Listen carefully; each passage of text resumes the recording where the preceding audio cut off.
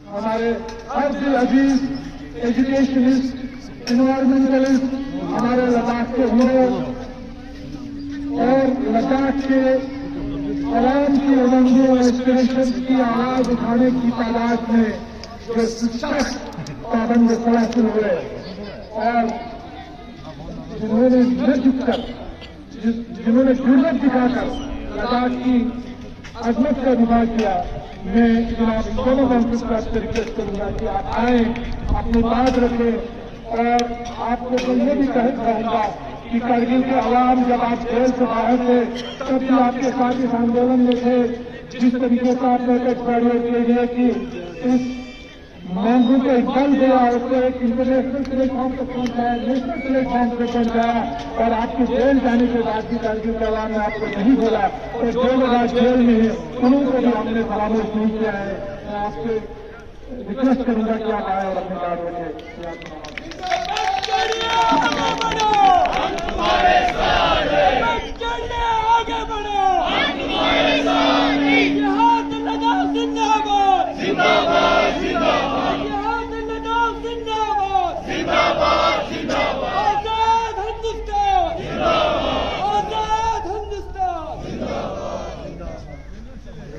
यह करगिल के सभी बाशिंदों को जुड़े और सलाम। यह जुड़े। सबसे पहले तो शुक्रिया अदा करना चाहूंगा कि आप सभी ने हमें यहाँ बुलाया।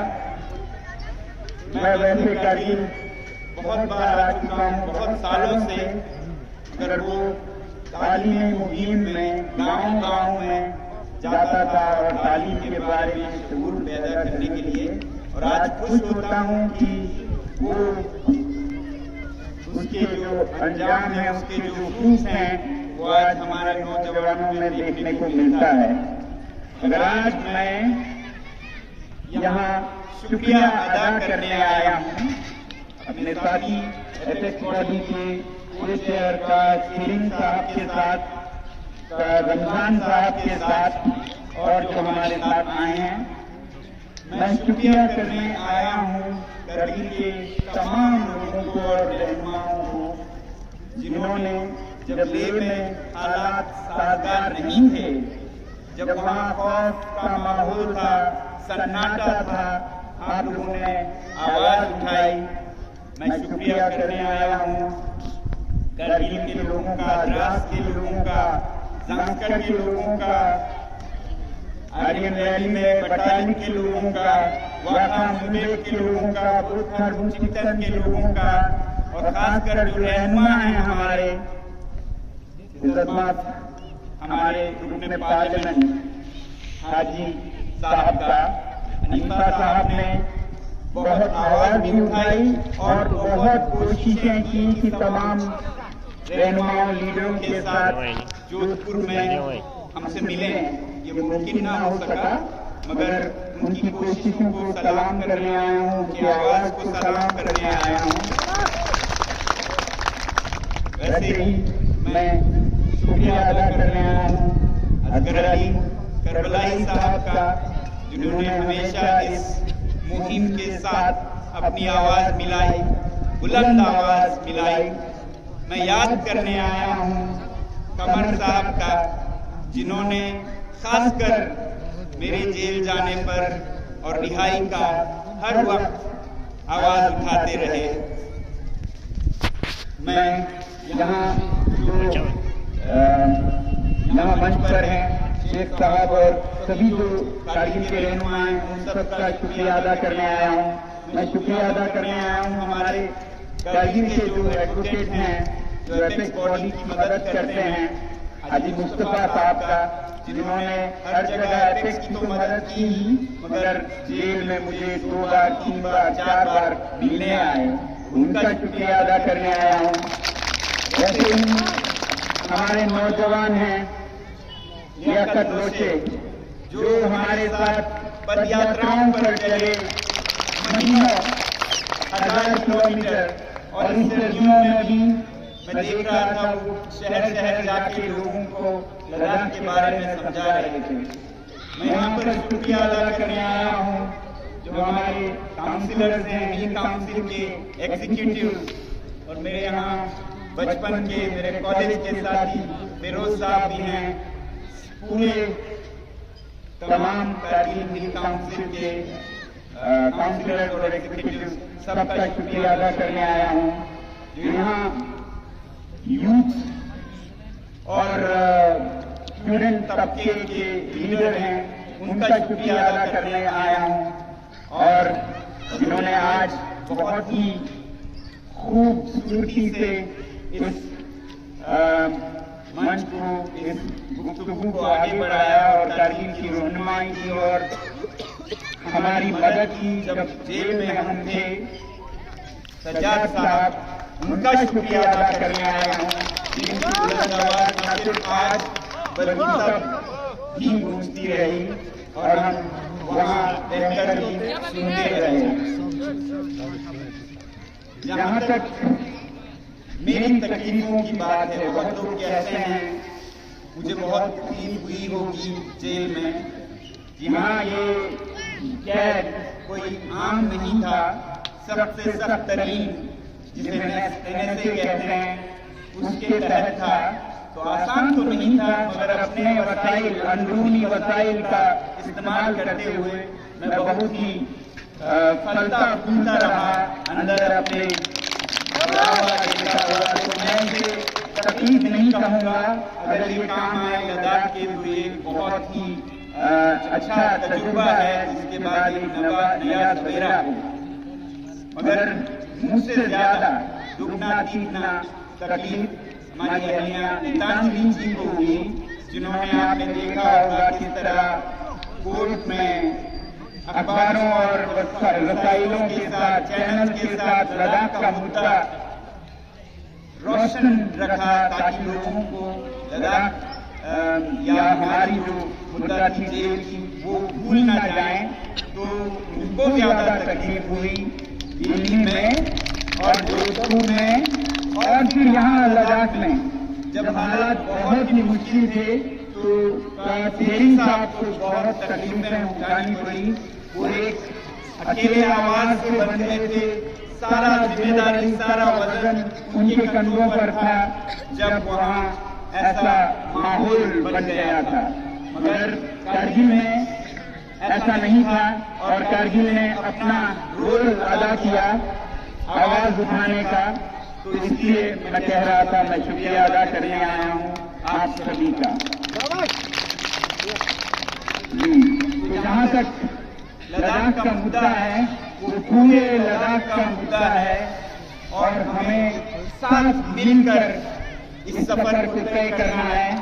हम सभी लोग अकेला लद्दाख का एक अच्छा मुस्तकबिल बनाए। लद्दाख को जो हुकूक हैं, जमहूरियत के हुकूक, तहफुजात के हुकूक जिनका हमसे वादा हुआ है, या जो जमहूरियत के स्टेटहुड के जो जिस जमहूरियत का हक हर एक शहरी को हिंदुस्तान में नसीब है, वो लद्दाख में भी नसीब हो, इतनी सी मांग थी। जो महफूजात 6 शेड्यूल में सरकार ने हमसे वादा किया था, उसकी हम मांग कर रहे थे। तो मैं तकरीबन 6-7 साल पहले इस बारे में, इसकी अहमियत के बारे में लोगों को तालीम कहें, एजुकेट कहें, करने की कोशिश कर रहा था। फिर देखा तकरीबन 5 साल पहले हमारे लीडर कासुस्तान साहब बहुत ही जद्दोजहद कर रहे थे इस मुद्दे को आगे बढ़ाने के लिए, और उन्होंने लेह और कारगिल को यकजा करके इस मुहिम को और एक सतह पर वो ले जा रहे थे। तब मैं इस मुहिम से जुड़ा, क्योंकि मैं समझता था कि इस मुहिम में हर एक का रोल अहम है। हर कोई जिस तरह से भी रोल अदा कर सके उन्हें करना चाहिए। तो उस हैसियत से, एक शहरी के हैसियत से मैं अपने तरीके से एपेक्स और KDA के लीडर्स जो मिलकर अब एक मुहिम चला रहे थे, उनकी मदद के लिए आया। तो ये मुझे खूबसूरत लगा। खूबसूरत मुझे ये लगा कि शायद पहली बार ले कारगिल, कांकर, मुर्रा, द्रास, चमचम सब जगह के लोग एक साथ मिलकर आवाज उठा रहे थे। तो मैं हमेशा इस तरह की हम आहंगी का ख्वाहिश करता रहा हूँ लद्दाख में। तो मैं इसलिए इसकी सपोर्ट में, इसकी मदद के लिए, क्योंकि अगर लोगों को थोड़ा मेरे बारे में मालूम हो तो मेरे जरिए लद्दाख का मुद्दा लोगों तक पहुंचे, पूरे मुल्क में, हिंदुस्तान में पहुंचे, सिर्फ इसी नजर से मैं आया था। मैं हमेशा से चाहता आया हूँ और आगे भी बहुत जरूरी ये समझता हूँ कि जो हमें यकजहती है, यूनिटी है, वो बरकरार रहे। हम एक दूसरे को वो कारगिल का, ये लेह का, वो बुद्धिस्ट, वो मुस्लिम, इन उलझनों में न फंसें, बल्कि पूरे हिंदुस्तान में भी ये इलाकों का, ये फिरकों का, ये मजहबों का, ये बहुत छोटी बातें हैं। इंसानियत और हिंदुस्तानियत हमें जोड़े, ये मेरा हमेशा से मकसद रहा है। और मैं यही कोशिश करता रहूंगा, दुआ करता रहूंगा, मेहनत करता रहूंगा कि हम एक दूसरे के करीब आए, न कि दूर जाएं। मैं आपको एक वाकया सुनाता हूँ। आज भी उतना ही वो मुफीद है, उतना ही आज भी उसकी अहमियत है। जो मैंने 12वीं क्लास में, 12वीं क्लास जब पास करके मैं इंजीनियरिंग के इम्तिहान में बैठकर कुछ महीने श्रीनगर में इंजीनियरिंग कॉलेज के इम्तिहान के बाद वहाँ ठहर रहा था, कुछ महीने तैयारी करके इम्तिहान देने के बाद, तब वहाँ पर मैंने ये देखा कि स्टूडेंट यूनियंस हैं, लेह के भी और कारगिल के भी, मगर दोनों मिलकर कोशिशें नहीं कर रहे थे। दोनों में इख्तलाफात थी, दूरियां थी। उसको देखते हुए एक मजलिस में जहां सबको बुलाया था, मैंने ये कहा था कि हमें शायद ये लगता हो, आज मैं फिर दोहराऊंगा क्योंकि वो बहुत साल पहले की बात है, मगर उतना ही आज भी उस बात की जरूरत है। मैंने ये कहा था कि हमें बहुत बार लगता है कि वो दूसरा मसला है हमारे लिए, वो समस्या है, वो प्रॉब्लम है, वो बुद्धिस्ट है हमारे लिए मसला है, वो मुस्लिम है हमारे लिए मसला है, वो हिंदू है, वो क्रिश्चियन है हमारे लिए मसला है, वो अलग है, हम अलग हैं। ये जो जज्बा है ये कई बार कई जगहों पे पनपता है और ये बहुत खतरनाक होता है और ये बहुत ही बेबुनियाद, बेमानी तासुर है। एक ऐसा जो हमारे दिमाग में है, ये हमारे दिमाग का पैदाइश है, न कि असल में। ये मैं आपको बताता हूँ उस वक्त की तरह ही कैसे। जब हम किसी समाज में होते हैं, हमें वो बुरा, ये अलग, ये दूसरा लगता है, मगर अगर जो हमें मसला लगता है उसे हटा दिया जाए, जिन्हें हम अपना कहते हैं उन्हीं के साथ हमें छोड़ दिया जाए, तो फिर तकसीमात आते हैं उन्हीं भाइयों के साथ जिनको हम कहते थे हम तो एक हैं।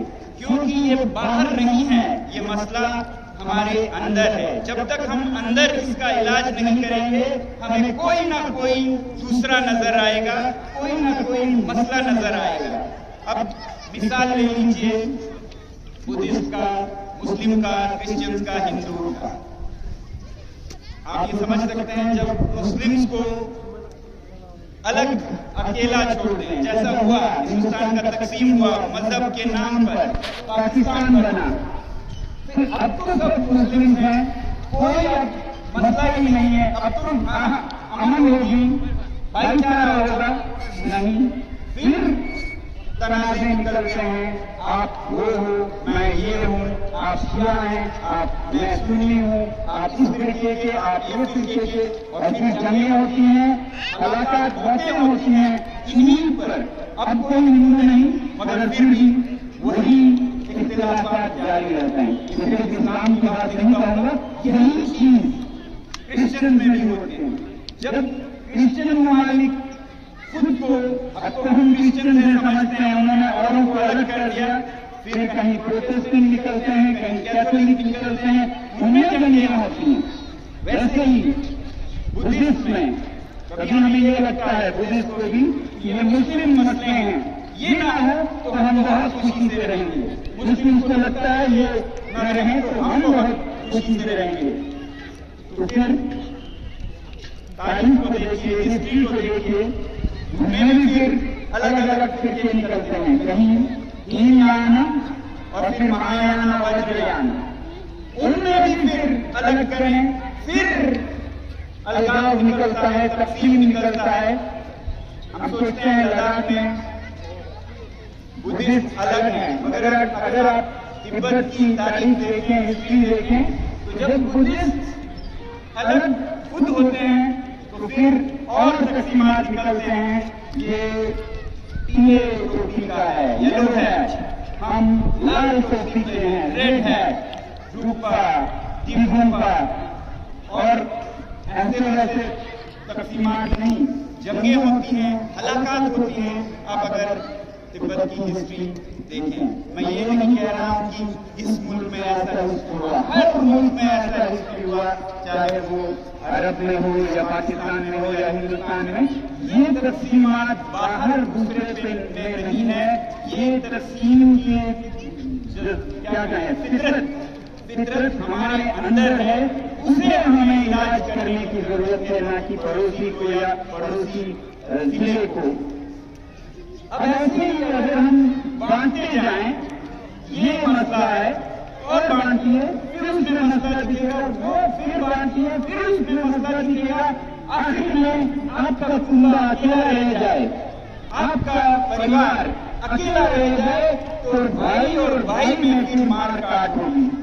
तो फिर आप वो तो किसी और फिरके का नहीं, किसी और मजहब का नहीं, आपके ही मजहब का, बल्कि आपके ही कुंबे का रुकन है, उसको भी आप दूसरा समझते हैं, मसला समझते हैं, भाई भाई का कत्ल करने निकल जाता है। तो ये जो तकसीम की फितरत है, ये अंदरूनी है, इसका इलाज हम अंदर करें, ना कि एक जिला दूसरे जिले को, एक मजहब दूसरे मजहब को करें। मैं आप सभी से एक में कारगिल में इल्तिजा ये करता हूँ कि हमारा दिमाग चाहे जितना खराब हो गया हो, इन तासुरों से, इन फितरतों से हम कम से कम बच्चों का दिमाग ताजा रखें, खुशहाल रखें, उन्हें हम दूसरे की खूबियां बताएं, ना कि कमियां बताएं। कमियां बताएं तो हमें जो कमियां हैं, जिसे बेहतर करने की जरूरत है, वो बताएं। तो इस तरह न सिर्फ लद्दाख में लेह और कारगिल,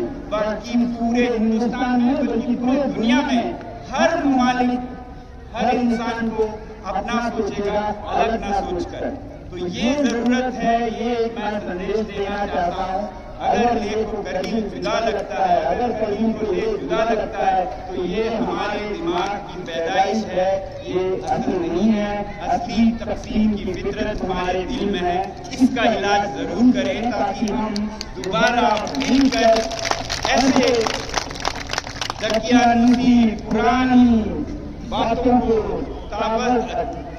क्या कहते हैं, इन तस्वुरों को पीछे छोड़कर एक नए दुनिया में कदम रखें, जहां हर कोई इंसान है, वो कोई फिरके का नहीं बल्कि एक इंसान है। उस हिसाब से हम आगे बढ़े तो लद्दाख, हिंदुस्तान, ये दुनिया खुशहाल होगा। ये मेरी तवज्जो, मेरी ख्वाहिश है। और जहां तक मेरे अपने आप लोगों ने, बहुतों ने जिक्र किया जेल जाने की, मुझे कभी कभी बहुत दुख होता है इस बात का कि जो हादसे हुए 24 सितंबर को, उसके बाद वो बहुत ही बदकिस्मती के वाक़े थे, सिर्फ लद्दाख के लिए नहीं, पूरे हिंदुस्तान के लिए भी। क्योंकि हिंदुस्तान के सरहद पर जो लोग रहते हैं, वो हमेशा जाने जाते थे अपने देशभक्ति के लिए। सिर्फ लेह नहीं, कारगिल में जिन्होंने हर जंग में शहरियों ने हिस्सा लिया, जहां हर अगले घर से कोई ना कोई फौज में है, 50-60 लोग शहीद हुए कारगिल के जंग में, तो इसको समझने की जरूरत है। लेह हो, कारगिल हो, सब जगह लोग बहुत ही अपने कौम के परस्त हैं। और ये जो माहौल बना कि ये एंटी नेशनल है या सोनम वांगचुक एंटी नेशनल है, ये बहुत ही बदनसीब एक नैरेटिव फैलाया गया, जो कि सिर्फ गोल था अपने ही गोल करने के जैसा। क्योंकि हमारे पड़ोसी देश भारत को इज्जत करता है, तो इस बात के लिए कि उनके सरहद के लोग कितने अपने कौम के साथ हैं, जो कि चीन नहीं कर सकता है। वहां बहुत इख्तिलाफात हैं, वहां के लोग उस मुल्क के साथ नहीं है सरहदों पर। पाकिस्तान भी नहीं कर सकता है, सरहद के लोग नाराज हैं। मगर यहाँ लद्दाख में इतनी हमआहंगी है, देश के लिए इतना जज्बा है, यहाँ पर ऐसा होना बहुत ही मुझे बदनसीब लगा। पहले तो मुझे जेल में कुछ खबर भी नहीं हुई, और जब रिवोकेशन हुआ मेरे जेल का, उसे कैंसिल किया गया, उसमें बहुत अच्छी बातें लिखी हुई थी और मैं उस पर अभी भी यकीन पूरी तरह करता हूँ और उम्मीद करता हूँ कि एक नया सवेरा होगा। क्योंकि उसमें खासकर ये लिखा था कि ये कदम हम इसलिए उठा रहे हैं कि लद्दाख में एक यकीन का माहौल हो सरकार और लोगों में, एक बामकसद बामाने गुफ्तगू हो, मीनिंगफुल डायलॉग हो, ट्रस्ट बिल्डिंग हो। उसका तो खैर मकदम करना चाहिए, उसका अफसोस हम कैसे करें। तो इसलिए मैंने उसका खैर मकदम किया और उम्मीद की कि अब जो मुज़ाकरात हों उसमें से अच्छी बातें निकलें, और इसलिए हमें एक खुशनुमा कल की उम्मीद करनी चाहिए। मगर फिर ये मैं अभी भी उम्मीद करता हूँ। कुछ दिन पहले, क्योंकि मुझे नहीं पता था क्या क्या हुआ उस 6 महीने के दौरान, आप लोगों को शायद पता ना हो, मैं ऐसे जेल में था जहाँ जिसे कहते हैं ना परिंदे पर ना मार सके, किसी का मैंने शक्ल नहीं देखा बिना वर्दी के। सिर्फ जो संतरी थे या अफसर थे उन्हीं तक महदूद था मैं। बाहर क्या हो रहा है दुनिया में मुझे कोई खबर नहीं। अगर अखबार आते थे तो उसमें जो भी लद्दाख के बारे में या मेरे बारे में हो वो काट दिया जाता था। फिर 4-5 दिन पहले मैंने ये देखा कि मेरे कैद के दूसरे दिन या तीसरे दिन डीजीपी साहब ने, जो कि सबसे बड़े आला औहदेदार हैं पुलिस में, उन्होंने एक प्रेस कॉन्फ्रेंस में बाज़ाब्ता ये कहा है कि ये सोनम वांगचुक एंटी नेशनल तो थे ही, इनके पाकिस्तान से राब्ता होने का, PIO के जरिए उनके राब्ता होने का हमने सबूत भी पकड़ा है। अब ये मुझे बहुत अजीब व गरीब और दुखद लगा कि इस ओहदे का कोई शख्स ऐसे बयान कैसे दे सकता है, और दे सकता है तो तब दे सकता है जब उसमें कोई असलियत हो, और अगर असलियत हो तो फिर मुझे कैद में होना चाहिए। मैं क्यों आज आज़ाद हूं? मैं तो यूं कहूंगा कि अगर उसमें असलियत है तो मुझे दोबारा कैद है, क्योंकि मैं खतरा हूं इस देश के लिए। अगर उसमें असलियत नहीं है, सच्चाई नहीं है, तो फिर वो बयान करे, जैसा कि आज बता रहे थे आप, अदालत के सिलसिले में ये साफ हो के आया कि ऐसा कुछ नहीं है। हर जो इल्जाम थे वो टूटे गए, परत दर परत टूटे गए। फिर ये क्या था जो सामने आकर बाज़ाब्ता मीडिया में फैलाया गया कि ऐसे हमने सबूत पकड़े हैं। तो अगर पकड़े हैं तो फिर पेश किया जाए, गिरफ्तार किया जाए। नहीं है तो अगर आप में बड़प्पन है तो फिर माफी मांगा जाए कि ये हमसे गलती से हुआ, और सरकार भी उसका ध्यान दे कि ऐसी गलतियां किसी के बारे में कैसे कर सकता है। जिसकी शख्सियत को आप मार डालें, तो अगर नहीं है तो फिर वो बयां किया जाए। तो इस तरह के इल्जाम एंटी नेशनल होना ये मामूली नहीं है, और ये सिर्फ मुझ पर नहीं पूरे लद्दाख पर ये पोत दिया गया था इस रंग से। तो ऐसे चीजों को दुरुस्त करना भी बहुत जरूरी है। अगर हम ट्रस्ट बिल्डिंग करते हैं, अगर हम एक बामकसद मीनिंगफुल डायलॉग मुज़ाकरात करना चाहते हैं, तो इन चीजों को, क्योंकि ये बहुत ही दर्दनाक है ऐसे बयान आना। मुझे नहीं मालूम था जब मैं निकला, मुझे 1-2 हफ्ते बाद ही दिखा। वैसे ही अगर हम साजगार माहौल बनाना चाहते हैं जिसमें कि मुज़ाकरात अच्छे हों, तो हमें सिर्फ मेरी रिहाई नहीं, अच्छी बात है उन्होंने ये एहसास किया और दुरुस्त करना चाहा अगर कोई गलती हुई। साथ ही साथ जो 80 लोग ऐसे गिरफ्तार हुए थे उनको भी बहाल किया जाए, तब लोगों में यकीन का माहौल बनेगा। जिनमें से 2 अभी भी जेल में हैं, मान्ना साहब और वेलन साहब, बाकियों पे केसेस चल रहे हैं। और जो जख्मी हुए हैं, जो 5, सबसे बड़ी बात तो जो 5 शहीद हुए हैं, उनके लिए हम जो भी बराबर तो नहीं कर सकते हैं, मगर जो भी हो सके वो करने की जरूरत है सरकार से, ताकि दोबारा हमारी हीलिंग हो सके, ये जख्म भर सके या उसकी कोशिश हो। तो जो केसेस हैं उन्हें दोबारा देखा जाए और वापस लिया जाए, जो अभी भी जेल में है उन्हें रिहा किया जाए, और एक अच्छा सा शुरुआत किया जाए। जैसा कि रेवोकेशन के ऑर्डर में लिखा हुआ है, हम ये कदम इसलिए ले रहे हैं ताकि लद्दाख में माहौल खुशनुमा बने, साजगार बने, पॉजिटिव ट्रस्ट बिल्डिंग हो और मीनिंगफुल डायलॉग हो। तो उससे पहले ऐसे कदम लें कि लद्दाख के लोग समझें कि ऐसा होता है कभी कभी, मगर इसका एहसास हो तो लोगों के लिए इसके साथ समझौता करना कम मुश्किल होगी।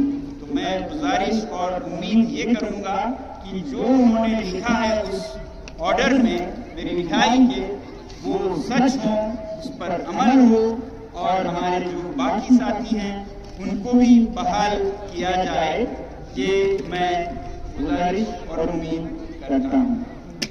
अब जहाँ तक हमारे मुहिम की बात है, 6 शेड्यूल या तहफ़्फ़ुज़ात हमारे कल्चर की, हमारे माहौल की, जमीन की, वो एक वादा था जो हम मांग कर रहे थे। हम कोई गैर आईनी या किसी और मुल्क की कोई बात नहीं कर रहे थे, अपने ही मुल्क के आईन की बात कर रहे थे। वैसे ही स्टेटहुड या जमहूरियत की बहाली हर शख्स को नसीब है हिंदुस्तान में, तो लद्दाख वही मांग कर रहा है। हम समझते हैं कि हर ख्वाहिश बराबर हो, ये मुमकिन ना भी हो, ये हम समझते हैं कि हम जो मांगे वही हो, मगर हम ये भी नहीं समझ सकते कि हम जो भी मांगे कोई भी बराबर ना हो। मुज़ाकरात में लचीलापन हो सकता है, तो 100% किसी भी तरफ का नहीं होता है, इसीलिए मिडिल पाथ, बीच का रास्ता की बात करते हैं। मगर ऐसा कोई मुज़ाकरात जिसमें 0% हो, जहां हम जिसके लिए जद्दोजहद कर रहे हैं ये भी नहीं होगा, वो भी नहीं होगा, ऐसा भी नहीं हम समझ सकते। तो इसलिए हमारी उम्मीद है कि अगर दोबारा लद्दाख को जो यहाँ के शांति और यहाँ की जो लोगों का जज्बा है वो दोबारा से इसे मरहम लगाने के लिए ऐसे साजगार माहौल में बातचीत हो जहां दोनों तरफ एक दूसरे का समझे। ये मैं इसलिए कह रहा हूँ कि ये जद्दोजहद कोई 5 साल से चल रहा है जोरों पर, बल्कि 6-7 साल से, मगर जहाँ हर मुज़ाकरात में आपका ये मांग भी नहीं होगा, वो मांग भी नहीं होगा, खासकर जो अव्वल मांग है, तो ये तो फिर लूज है, हम हारेंगे आप जीतेंगे या विन लूज। तो ऐसा ना करके हमें रास्ता निकालना होगा जहां पर लड़ाई को जो जरूरी है वो उस पर समझौता ना हो, मगर 100% हो। ऐसा किसी भी मुज़ाकरात में नहीं होता, मगर 100% नहीं हो ऐसा भी किसी मुज़ाकरात में नहीं होता। ये हम उम्मीद करते हैं कि आने वाले दिनों में साजगार माहौल में मुज़ाकरात हों। दूसरी तरफ मैं, क्योंकि एक माहौलियाती कारकुन की तरह इस मुहिम से जुड़ा था, एक एनवायरमेंटलिस्ट की तरह, तो मैं हमेशा इसे इस तरह देखता था कि जब मुकामी लोगों का फैसला हो किसी भी मुद्दे पर, तो वो बेहतरीन फैसला लेंगे मुकामी लोग, क्योंकि वो सदियों से यहाँ रहे हैं और सदियों उन्होंने रहना है, ना कि कोई जो 3 साल 2 साल के लिए आए और फैसले लें, अनजाने में लें, गैर इल्मी में लें और फिर गलतियां करें और उन गलतियों का खामियाजा फिर मुकामी लोगों को भुगतना पड़े। ये तरीका अच्छा नहीं है। तो इसलिए जमहूरियत चाहिए ताकि यहीं के लोग फैसला लें अपने बारे में। इसलिए 6 शेड्यूल चाहिए ताकि जो आइन में है ऐसे इलाकों के लिए वो लोगों को मिले।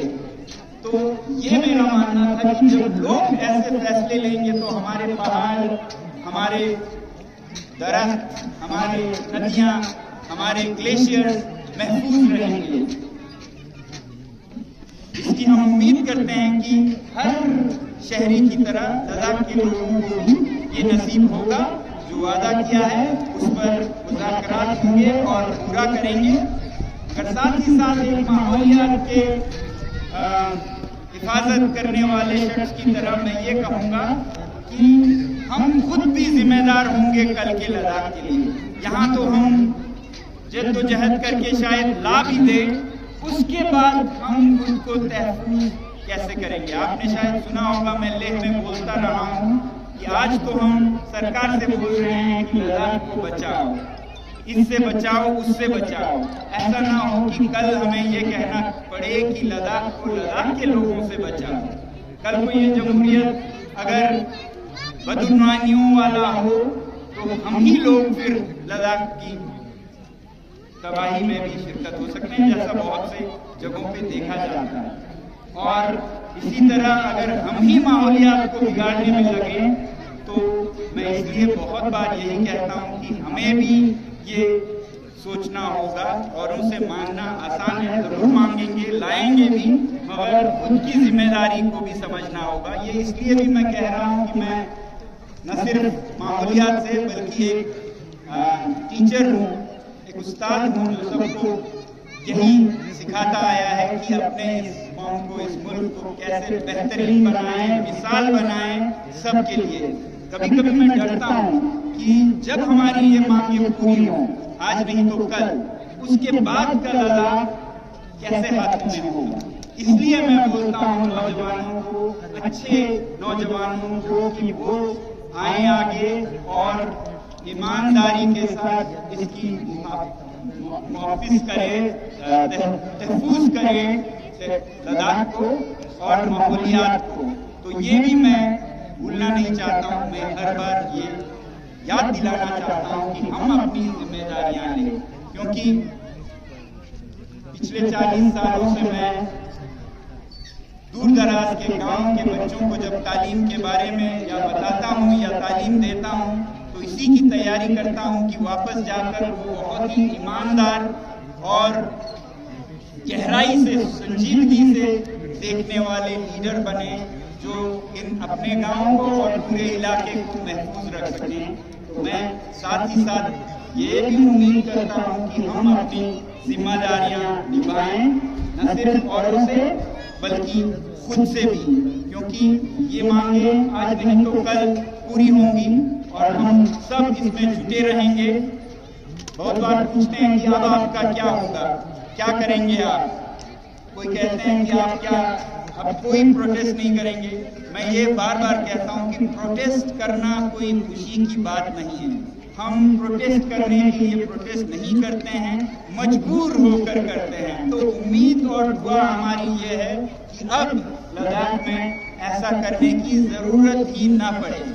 मगर अगर जरूरत पड़े और मजबूर हों और जैसा मैं कह रहा था कहीं कोई रोशनी न दिखे, उम्मीद न दिखे, ये भी नहीं होगा वो भी नहीं होगा, चारों तरफ अगर ना ही ना हो तो मजबूरन हम वही करेंगे जो आईन में है, जो कानूनन है। कोई गैर कानूनन नहीं करेंगे और हम अमन के साथ करेंगे। और हम उम्मीद करते हैं कि आप सब भी कुर्बानियों के साथ ये जद्दोजहद करेंगे।